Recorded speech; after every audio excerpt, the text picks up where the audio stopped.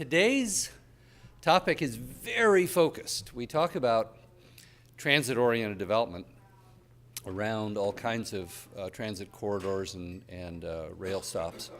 What we're talking about today are the real regional transit hubs. Like Grand Central Station in New York, it's Grand Central Station, right? And it is a place that is a crossroads, a landmark, a business opportunity, a job generator, and an iconic symbol of the role that the transit plays in New York City.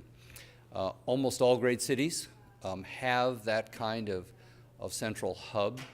Los Angeles built its Union Station quite late in the game when it comes to the big railroad stations in America, just as the age of railroads was sunsetting back in the late 30s. But as we'll hear from Phil, who's just arrived, the Union Station has an even brighter future. So we're going to start by talking about one of the world's great transit hubs, which is Tokyo Station in Tokyo. And we'll also talk about the Transbay Terminal in San Francisco. And then we'll talk about Union Station. We'll talk about the opportunity that these hubs present to become a center of infrastructure. And just as we spent the last panel talking about getting ready for 2028, we'll be welcoming the world at Union Station in a decade, and we want to be ready for them. So we'll start with Masahiko Takai. He's the Consul for Economic Affairs and for the nation of Japan. And he's going to talk to us about the projects that have enhanced Tokyo Station in Japan. Masahiko?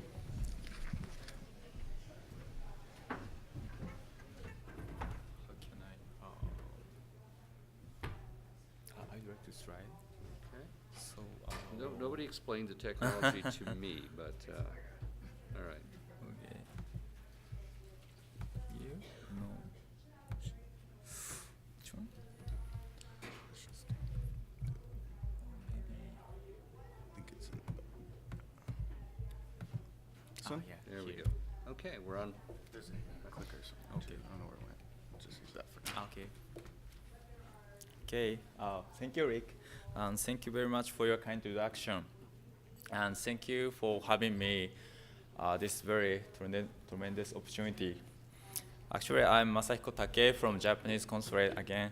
And I'm originally from Japanese Ministry of Land, Infrastructure, and Transportation.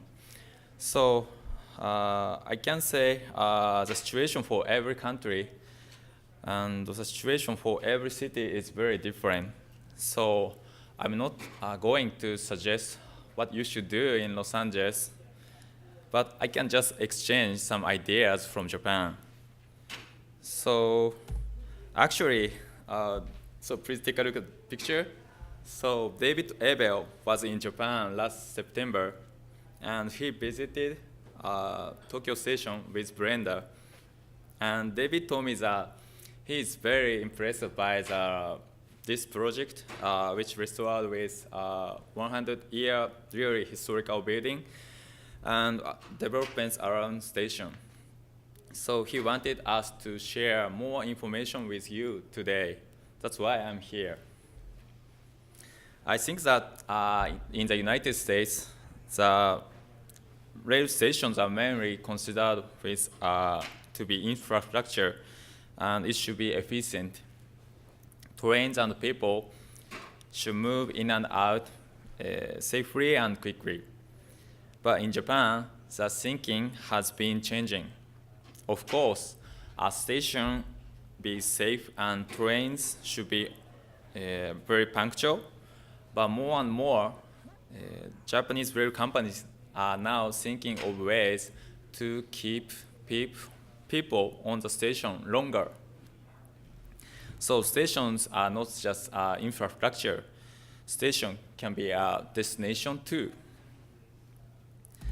I think that one of the most important elements for the success of station developments is to have very reliable transportation like this very high-speed rail, maybe green high-speed rail. So the service is very good, and in Tokyo, most people like school children, commuters, and business people use train every day. The service is very good. And also, please take a look at this timetable for high-speed rail train, Nozomi, and so on. So you can see that the Nozomi is very scheduled to leave the station every 3 minutes. So it's very high frequency. Long time ago, by law, the type of businesses allowed at the station were very simple services like just providing food and drinks for their customers. Then in 1987, to reduce government spending, Japanese national railways are privatized, and now there are 23 major rail companies in Japan, and surprisingly, most rail companies operate their business without government spending. So today I will explain about one good example from JR East, Japan Rail East. After JR East became a private company, they had to start make money more and more seriously. And they now had to try to develop their station properties as they wanted. But of course, they had to obey some regulations, safety regulations. But JR East slowly developed their business in and around station. I can say that one of the best examples is Tokyo Station.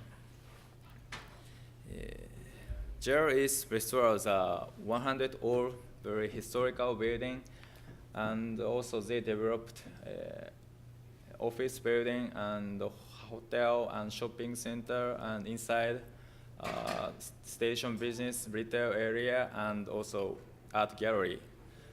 So surprisingly, in total, 4.5 million square feet has been built. And also this is Tokyo Station interior. The left side is before, a little bit shabby, it's just infrastructure, but right picture is after, and picture right below is a sake bar inside of the Tokyo Station. Actually, so this project changed my personal habits.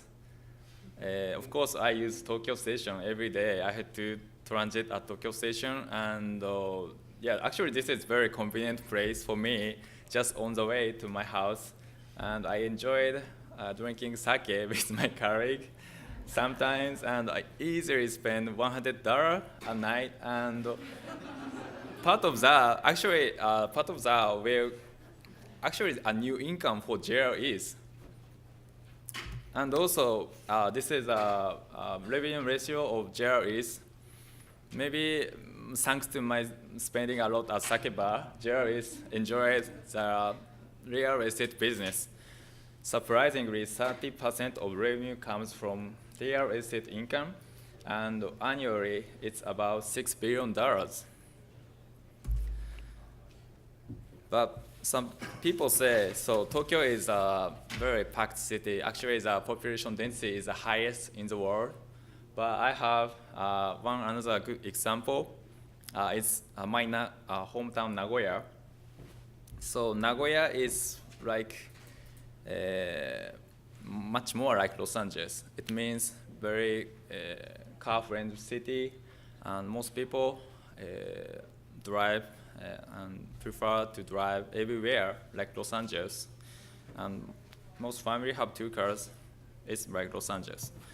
But in 1999, the JR Central Towers, it's just on the station of Nagoya Station, has just built with 4.5 million square feet. And the towers are very, very attractive zone. So the tower revitalized the area. and after 90 years later. So this is how it looks today. So huge skyscrapers and around the station, with a total square feet is like 60 million. Again, so this is Tokyo Station of aerial view. So I can say that a station is not a just simple pass point. A station can be a place where people can gather and where people can create a new culture. It could be a hub of people's life, more convenient and more profitable. Thank you very much.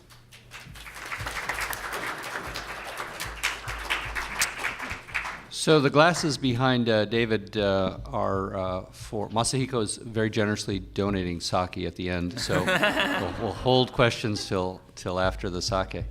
Andrea Traber is an architect with Integral Group, has been a leader in green building here in California. And traditionally, California takes great pride in its rivalries. You can always guarantee that if you mention USC, some people from UCLA will hiss and boo, and vice versa. And there's also this very famous and long-standing rivalry between Los Angeles and San Francisco.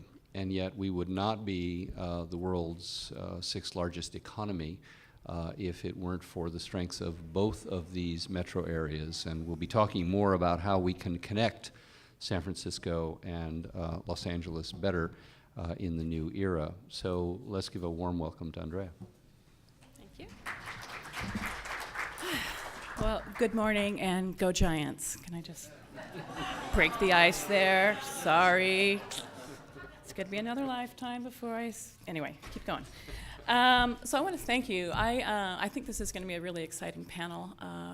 I have to say that panels I went to yesterday around transit-oriented development and economic and finance were some of the most interesting, so I'm very much looking forward to this.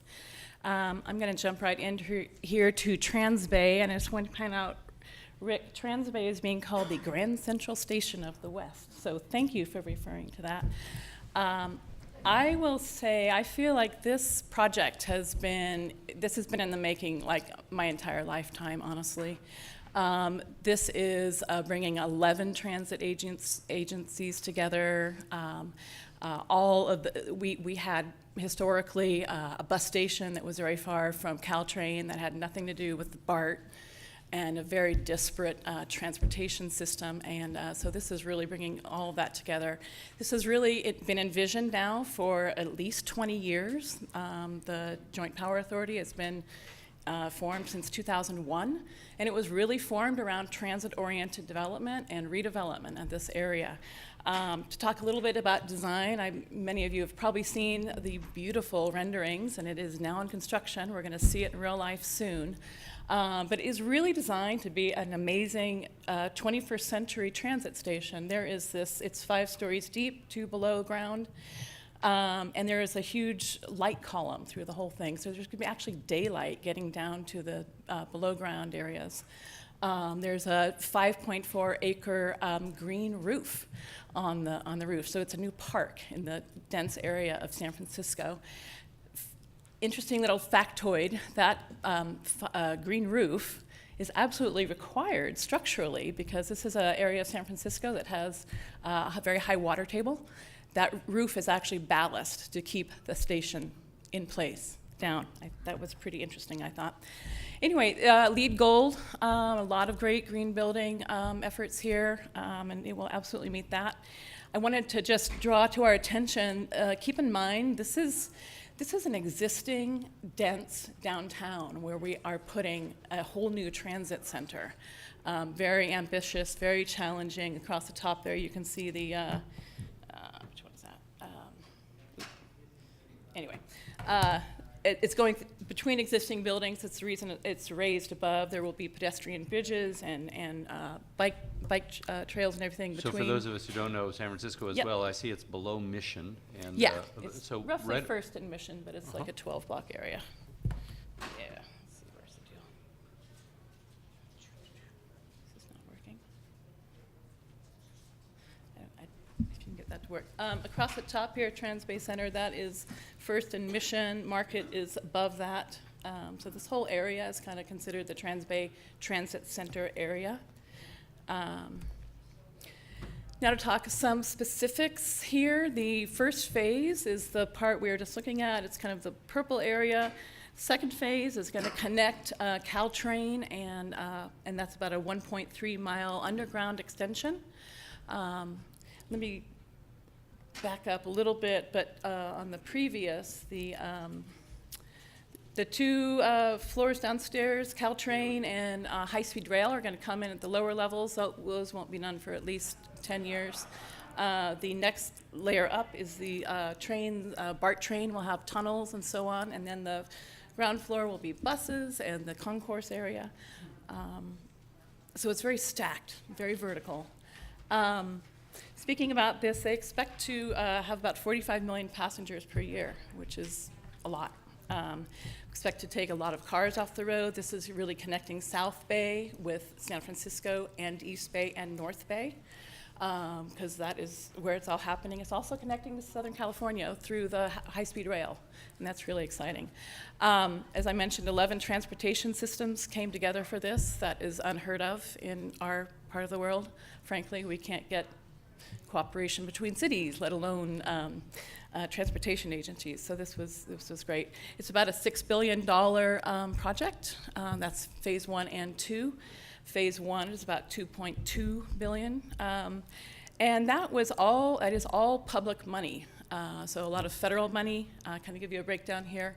A lot of local money, bonds, a lot of regional money. All the other transit agencies floated bonds too, and the counties. We got California money and then federal money too. And this was funded probably within the last 8 to 10 years. So this has been in the pipeline for a while. Phase 2 is not funded, and I would just say opportunity for public-private partnership. I know California High-Speed Rail has talked about that and done some analysis of a P3 option for them. So that is an interesting opportunity there. Just to say, this is a Webcor Obayashi joint venture. This is a huge project. I think actually Webcor has a relationship with Obayashi, but the fact that they've done transit in Japan was actually really helpful. This is a massive project. There are other contractors on this project too. It's massive. And then just to mention the architects, Pelly Clark Pelly and Hines, really beautiful design. I think we are absolutely thrilled to have this coming to San Francisco. A little bit more about the economic development. About 14,000 jobs have been created to build this thing locally. Beyond San Francisco, another 6,000 jobs. That's materials, et cetera, from around the country. A lot of economic development in terms of construction jobs and some permanent jobs. Expecting $87 billion in gross regional product just from this transit center by 2030. And just to give you a little bit of a timeline here, this is a current picture. This is from November, so that green roof is on its way. This all began in about 2001 when the Joint Power Authority formed. They built the temporary transit hub for the bus station that was nearby in 2008, and then they demoed that the existing in 2010. This first phase was going to be completed in December 27. It was about Q2 of 2018, hopefully. And then phase 2 is still seeking funding, and that is the 1.3 mile extension to connect Caltrain. And then not exactly sure when high-speed rail is going to be happening. That's very much its own story. But That's the next panel. that's the next panel in maybe a few years. Yeah. So, thank you. That was, there we go. So speaking of the home team, Phil Washington has become, in his brief time in Los Angeles, a real superstar. And the gauntlet has been thrown here. Andrea has described the Transbay Terminal as the Grand Central station of the West. So I guess that makes us the Southwest.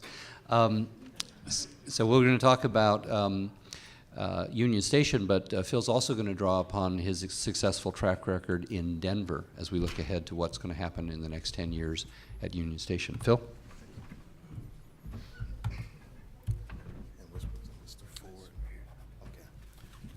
Well, thank you, Rick, and thank you to my fellow panelists. I'm going to talk a little bit about both these Union Stations, one in Denver and the potential of the one here in Los Angeles, because I think there's tremendous potential for what we have here as well. But let me first talk about Denver Union Station. And why am I talking about Denver Union Station? As Rick mentioned, I was honored to lead that transportation agency there. And we had a dormant building that was Union Station with one train going in and out of there, I think, per day. And there was tumbleweeds blowing probably inside the building. It was desolate. And it really was a place to behold. In 2001, the agency, we purchased Union Station and Denver Union Station and 19 acres around it. And when we purchased Union Station at that time, we had not passed the transportation sales tax measure that would fund the lines, the rail lines and all that would come into Union Station. So how's that for having faith, where you purchased the station for $50 million, by the way, which was a bargain price, $50 million for Denver Union Station. And then 3 years later, we went to the ballot to ask voters for 0.4 of a cent in sales tax revenue to build out the transportation infrastructure that would come into Union Station. And so as we looked at what we could do at Denver Union Station, we looked at the transit hub, and this is just a shot of the transit hub. This was a true public-private partnership. We used 11 different financing or funding sources to build this transportation hub. TIFIA loans, which is Transportation Infrastructure Fund, Investment Act loans, which are government loans. We used what's called RIF loans. That's the Railroad Infrastructure Finance Fund loans. That was the first time, and still, I think, there may be one other instance, that both those government loans were used on one project together. And that was incredible. And then we used 9 different other financing mechanisms. One of the CFO in Denver, a good friend of mine, who's actually running for governor in Colorado, she was the CFO at that time, and she said, Phil, this is a finance lasagna with 11 different, so it really was.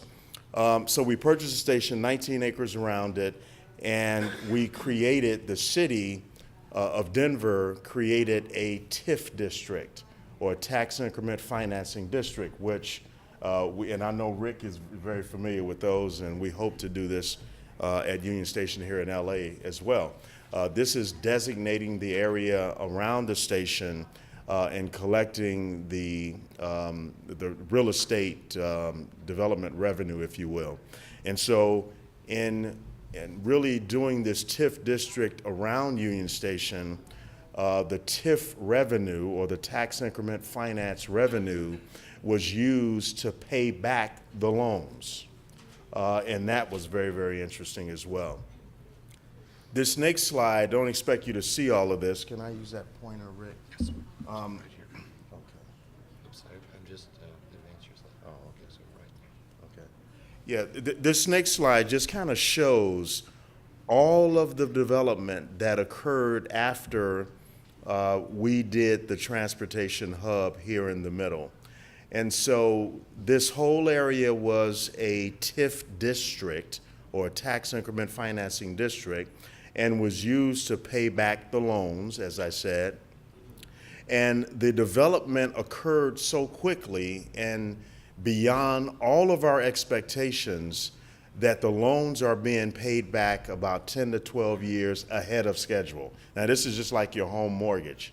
You have a 30-year mortgage and you pay it back in 15 years. This is what's happening at Union Station. And so all of this development that, I mean, when we did this transportation hub, people just flocked. They flocked to this area around Union Station. Now, the transportation that comes in here, one of them is the train, which was another public-private partnership called the Eagle Project. That train that comes from Denver International Airport comes into Union Station, this hub. And so you had two P3s there, the train, which was a transit P3, and Union Station, which was a P3. So both of those are there, and all this activity along with Amtrak and other things are coming into Union Station. It's very, very exciting. This slide is just the plan versus actual for Union Station. So what you see here is the office, the uses, office, retail, hotel, residential. The feasibility study that was done projected this usage in terms of square footage. That was the plan. And then in this last column, September 2017, you can see the actual absorption. So again, exceeded all expectations in every area, office, retail, hotel, where the plan was 0 rooms, and now 700 and some rooms. So this was pretty incredible. If you are in Denver, get on the train at Denver International Airport, that's actually in Kansas, it's so far east, and come take the train. It'll take you about 30 minutes on that train for $9, cheap, versus a $75 cab ride to downtown Denver, and it will let you off at Denver Union Station, where another P3 is inside the building, which was a separate deal that we negotiated for a 112-room boutique hotel. It has become a destination, and it has become a place where people are not even traveling, just go there and have a beer or a glass of wine. It's incredible. Let me talk now about LA Union Station. Not a whole lot happening there now, other than about 100,000 people coming through that station right now. We mentioned high-speed rail. Hopefully that will be coming from San Francisco. 170,000 square feet in the building. You can see this is the Metro headquarters right here. This 25-story building standing out in the middle of nowhere is where we hang out at. And then you can see the tracks. These are Amtrak, Metrolink tracks. These are our train, our GO line that comes into Union Station. We have a long hallway that goes from our building all the way to the main Union Station structure. It's a beautiful, beautiful, beautiful building. We have a master plan that we are contemplating right now, either an above grade or an at grade type layout. But we feel that this has tremendous potential to be a very, very vibrant station, and we are planning for such a thing. If you look at this, you can see some of the potential development sites around Union Station. And again, you can see our building here. You can see the long hallway, and then you can see the station there. We have tremendous opportunities to develop around this building. Of course, there's a big jail over here too, though. I don't know if we can move that. I wish I could get that out of there. But I think it's in demand right now. But you can see the development. Speak for yourself, Phil. Oh, yeah. I'll speak for myself. Might make a really great boutique hotel. That's right. Exactly. I love that. But we think there's tremendous potential for development around this station. We think it can be, if I can say, a second downtown for Los Angeles. We think it has that much potential to be a destination. So I will stop there, Rick, and look forward to the discussion. Well, I want to get you involved in the questions, but first I'm going to pose, I think, the real challenge for you, Phil. You in the last panel talked about actually preferring the 2024 deadline because it would light a fire under your staff to complete some of these projects. It takes more than your staff, though. It takes lighting a fire under the sort of political structure that you operate under, the MTA board, the political will behind it, the stakeholders, business, the media. The LA Times has, for example, made a crusade against high-speed rail. Every day, their reporter has hammered that project. So in that kind of climate, how do you take on the challenge of these two successful projects, which undoubtedly faced tremendous obstacles, and drawing upon your success in Denver? What's it going to take to put a deal together for Union Station that will welcome the world in 2028? Yeah, thank you, Rick. I think a couple of things. Is this on? Yeah, there we go. A couple of things. Infrastructure will always have detractors, and they will always have opposition. I often tell the story of Fisher Ames. Fisher Ames, does anybody know who Fisher Ames was? No. Yeah, well, Fisher Ames was the guy that advised President Jefferson against the Louisiana Purchase.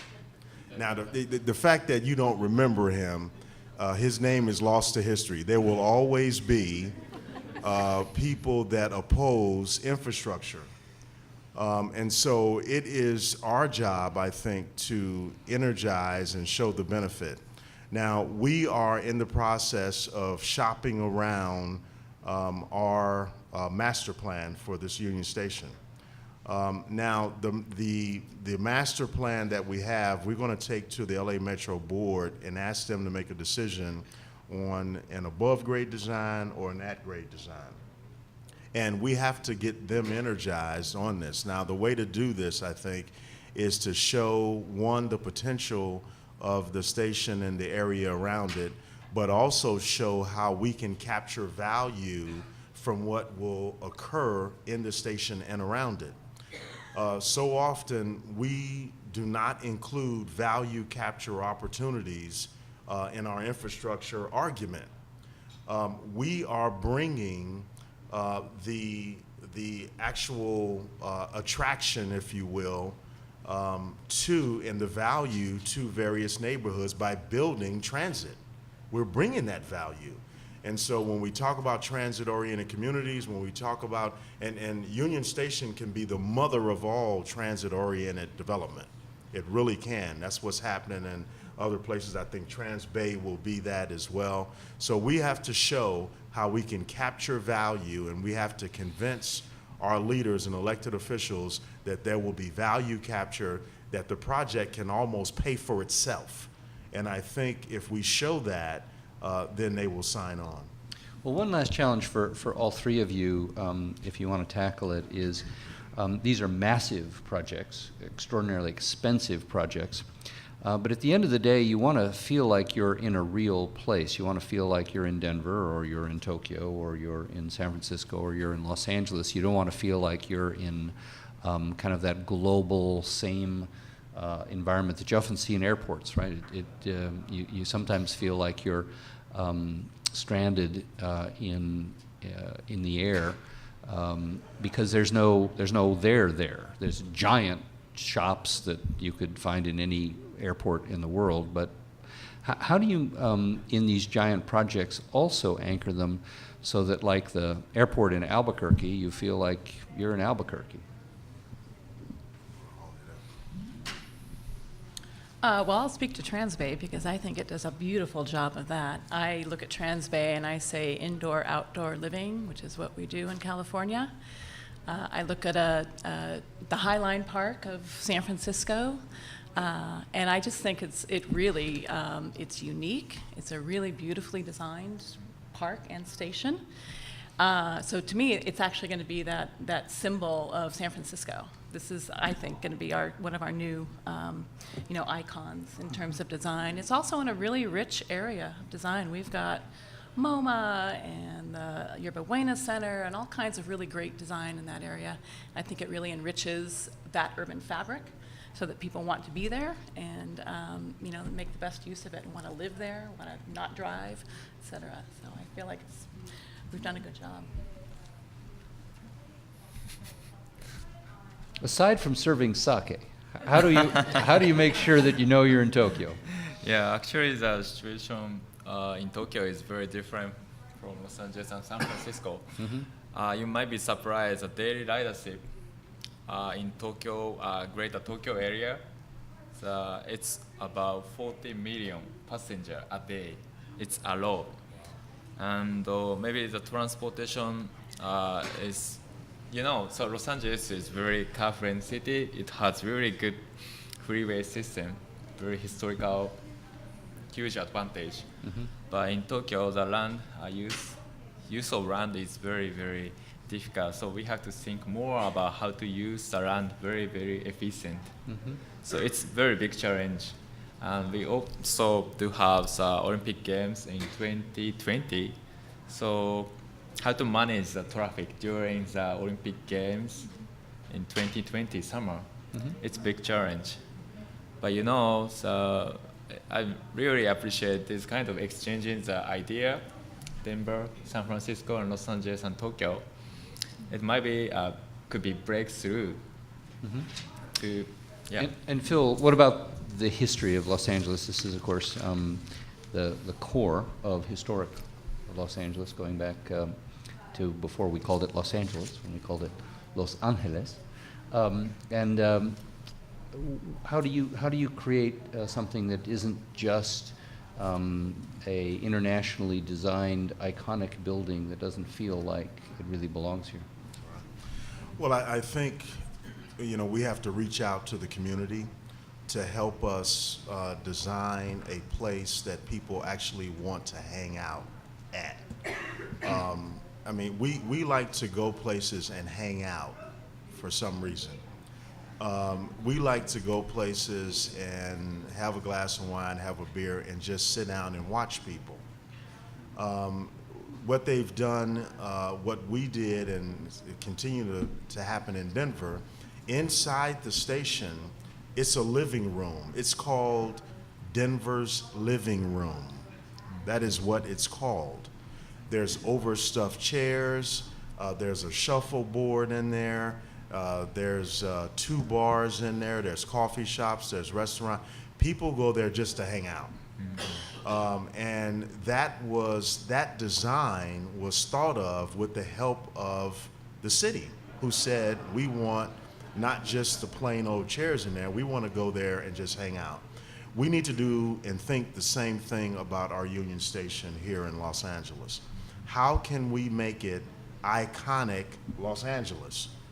How can we, at least the interior and some of the areas just adjacent to, and the patios and all of that, how do we make it Los Angeles? It's such a beautiful building.